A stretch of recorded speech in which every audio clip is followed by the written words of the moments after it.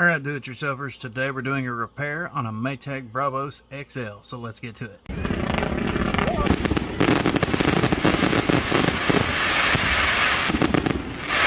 First, unplug the dryer and take apart the hose.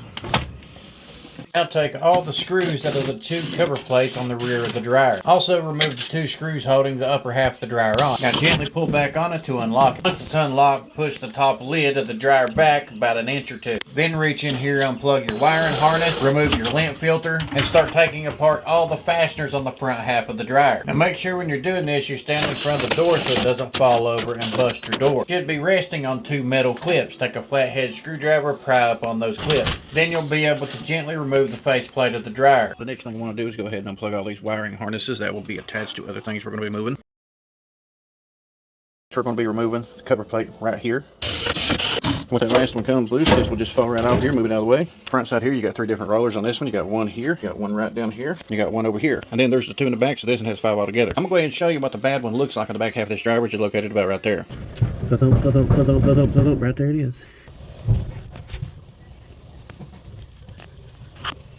Now, the next thing I want to do is take apart this fastener, this fastener, this fastener, and this fastener right here, and pull this off of the tub. Before you do that, you got a belt that wraps around this tub, so you need to pull it off the pulley. If you choose to come through the front of it, right there you are. There's where the pulley is. Make sure you know how it's attached, so you know how to put it back on whenever you reassemble it. In my opinion, it is much easier to go from the back to put it back on here. And anytime you take apart a dryer, you really do need to clean it thoroughly. That way you get all the lint, hair, and everything else out from under here. That way it don't cause a fire. Whenever you go to disassemble this, you can see the framework right here sits inside here. You're going to want to make sure to line those up whenever you reassemble everything. Instead of me reaching back in there and pulling the tension off that belt, I'm just going to go ahead and take this thing apart.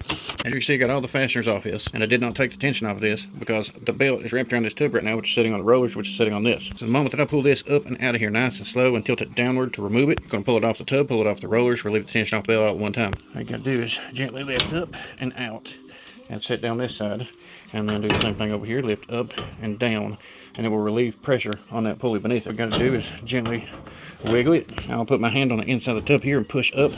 Voila, right there you go. There's the three front rollers.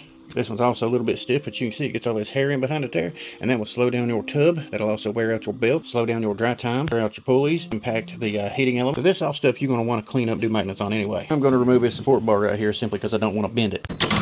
And inside here is your belt. It's still going to have a little bit of tension on it. But you can raise up on this a little bit, stick your left arm under there, get to the pulley, roll it off the pulley of the motor, and then just remove the whole tub. Then it gives you access to everything you need to have access to. There's the two wheels right there. Of course, the ones missing we took off. I'm taking the Channellock speed grip pliers and removing the old bushing.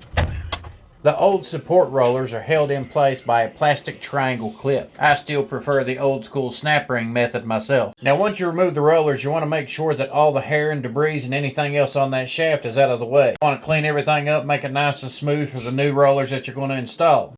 Now there is a variety of different kits that you can pick up on Amazon. You can buy just the rollers, you can get 4 rollers, 5 rollers, you can get the kits like this one that give you a little bit of everything including a belt and a pulley. But once your shafts are cleaned up and ready, it's time to install the new rollers. Now the first triangle ring should be locked into place on the rear of the shaft, and you slide on your new roller wheel and lock in the other clip on the exterior of the shaft. The easiest way to do this is lock in one half of the rings inside the groove and then push down on each side of the triangle. Then it'll slide right over the shaft and lock it in place. If you're trying to remove or salvage these for any reason, the best way you can do it is with a pick like this one. Got to be really gentle with it. Pop up one side of the triangle and then try to work the other sides off of the shaft as you go. You don't want to break these if you have no alternative to put these on and hold them in place. So I would recommend various snap rings being handy for this job. But once you've got the hang of putting these things on here, it's really easy just to slide those triangle rings on, pop on your wheels, pop on your other rings, and then get these things reassembled. Give them a good spin afterwards just to make sure they're running nice and smooth. After all this is good and assembled, make sure you do some fire prevention and get this dryer cleaned out. That way everything goes back together and it looks like new when you're done. Go ahead, grab your drum and start guiding it into place onto those two back wheels. Make sure the wheels are seated on the drum guide and gently set it down. Now go ahead and raise up on that drum and fish your belt around it. Now get the front half of the frame lined up with the drum. As I showed you earlier, these clips are going to set into the frame on this. You just got to make sure to raise up on that drum a little bit and let it sit down in those wheels the way it's supposed to be. Next, just turn it a little bit by hand to make sure that everything's functioning nice and smooth. Then you need to start reassembling everything.